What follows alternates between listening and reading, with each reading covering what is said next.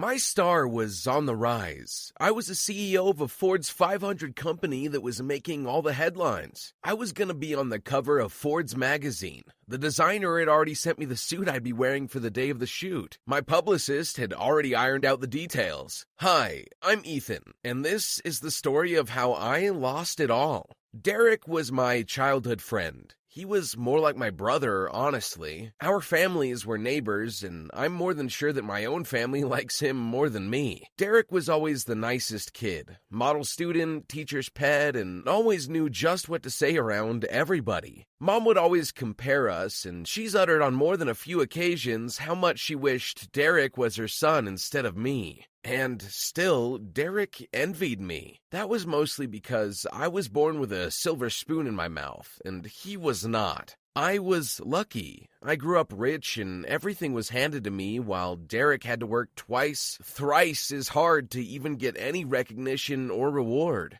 And so, when I was up for an award, when Ford's magazine called me to represent a company that Derek had basically built with me, he snapped. For weeks, he planted evidence, fudged up the numbers in our accounts, and he made some shady deals with loan sharks and mob members. And he made the paper trail of it all lead back to me. So imagine my shock and surprise when I got out of my limo to go to the photo shoot that day, and instead of assistants and representatives from Ford's, I was greeted by 5 federal agents. They cuffed me and pinned me against my limo. You have the right to remain silent. Anything you say can and will be used against you in a court of law. You have the right to an attorney. If you can't get an attorney, the state will provide one for you. What's going on? Hey, buddy, whatever it is, you've got the wrong guy. I'm Ethan Saunders. Tell that to your new friends in jail, buddy. I felt something hit the back of my head and I was out like a light. My company was plunged into chaos. My name and reputation were in tatters. My trial didn't even last long. It seemed like the judge had already made up her mind. The evidence was clear, and I was just another rich jerk who needed to be made an example out of. The only reason my company didn't collapse was because my family, traitors as they were, appointed Derek as the new CEO after it went bankrupt. When Derek sat on my chair, my whole family funded him. They poured money into the company again, something they never did when I was CEO. And just like that, Derek had everything that was mine. He even started dating my girlfriend.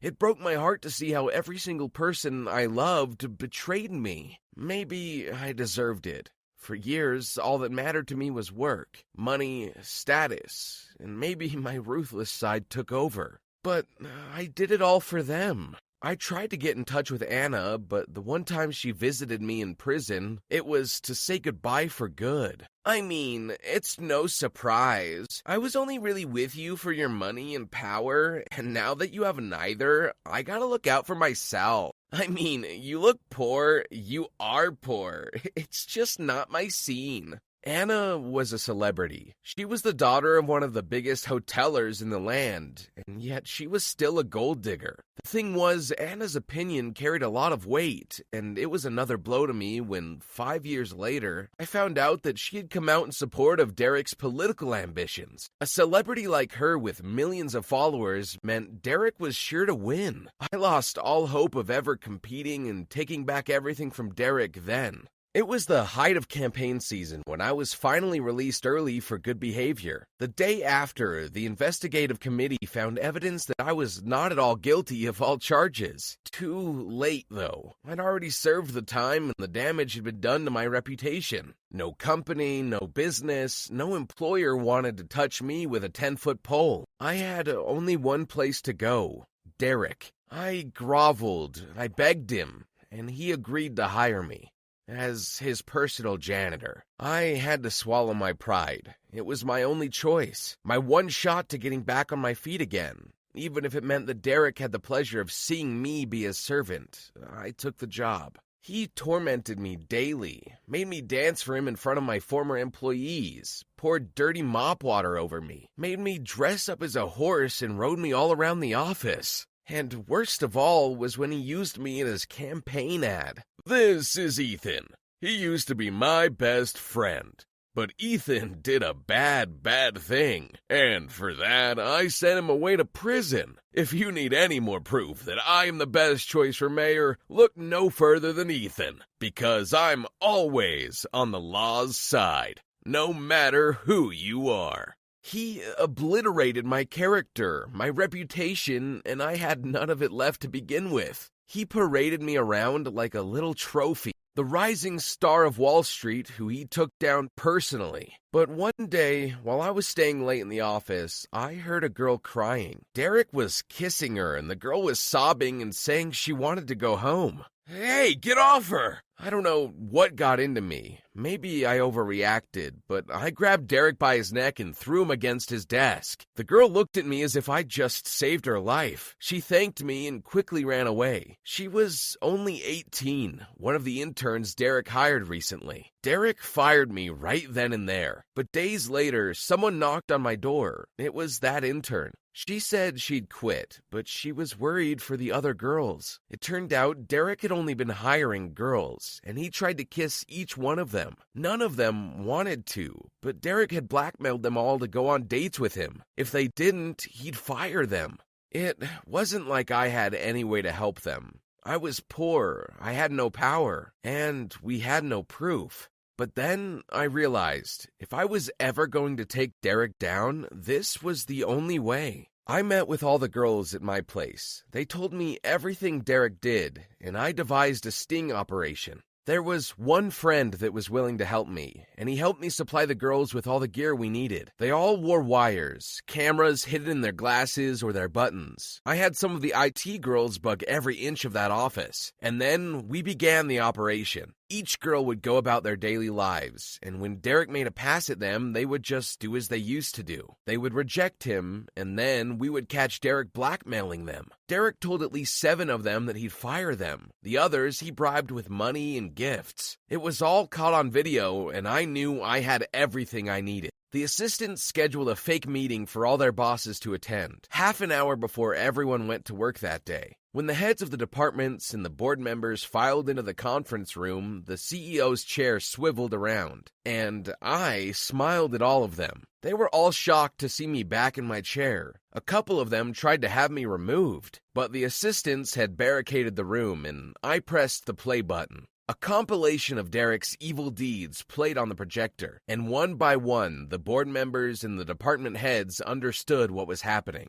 In less than 10 minutes, news will break of Derek's indiscretions, his reproachable deeds. Now, you can either keep him as your leader and watch the whole company crumble in the scandal, or you can replace him now with the man who built this all, the man who was wrongfully imprisoned, and the man who saved all of these girls.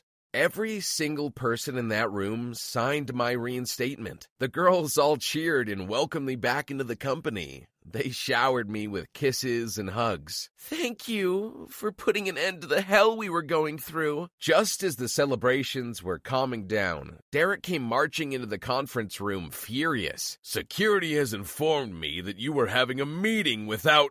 Oh, you're here. Trespassing in my building. And you're sitting in my chair. He snapped his fingers at the assistants. Girls, do me a favor and take out the trash. By trash, he meant me. I just smiled at him, and then I turned the TV on to show the friend who had helped me with the spy gear. It was Drew Norton, the top newscaster in the country, and he was reporting on the scandal that was unfolding in real time, right outside our building. You're here with me live outside Saunders Industries, where its embattled CEO and mayoral hopeful, Derek Cedar, has found himself in the middle of a lurid scandal. 8 officers have just made their way into the building, and presumably it's to arrest Mr. Cedar and put him to justice. It can be noted that Mr. Cedar's name grew in popularity after he exposed former CEO Ethan Saunders for a financial fraud that Cedar himself devised to gain control of Saunders Industries. It's starting to look like Mr. Cedar is about to get a taste of old karma. We could hear the people chanting Derek's downfall in the streets.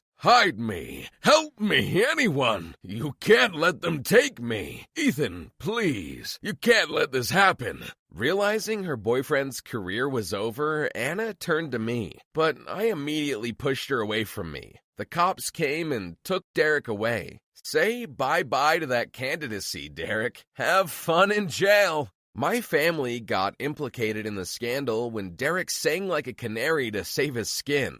But it didn't work. It did have the bonus effect of my own family reaping what they sowed, though. They begged me to tell the news that they had nothing to do with it. Instead, I told everyone how they financially backed Derek when he stole my company. My family mostly stays indoors now. Their house has been egged 4 times in the past week. At Derek's sentencing, I brought all the assistants to the courthouse. And as the judge read out the guilty verdict, the girls cheered and planted kisses on my cheeks.